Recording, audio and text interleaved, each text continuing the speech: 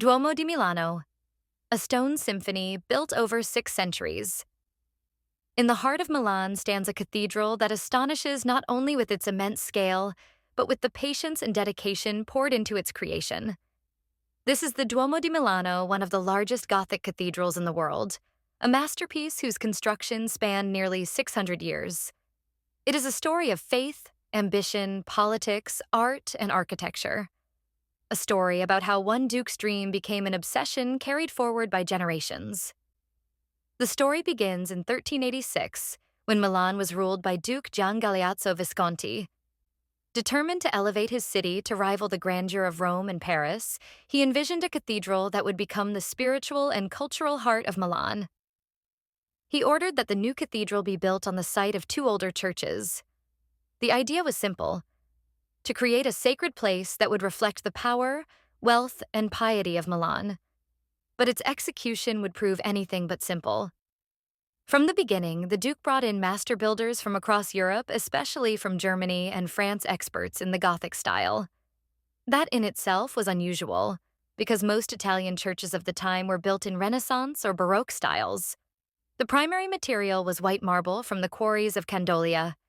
A network of canals was specially constructed to transport the heavy stone into the city, many of which still exist today.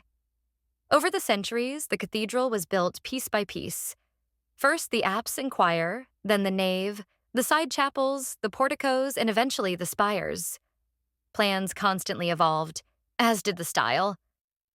In the 15th century, even Leonardo da Vinci contributed ideas for the cathedral's design, particularly the dome and facade. Though most of his sketches were never built, his influence helped shape the creative vision of the project. The Duomo features 135 spires, each topped with a statue of a saint. The tallest spire is crowned with a golden statue of the Madonnina, the symbol of Milan, standing at 108 meters high. The cathedral contains over 400 statues, more than any other church in the world. Though construction began in 1386, the final bronze doors of the facade were not completed until 1965.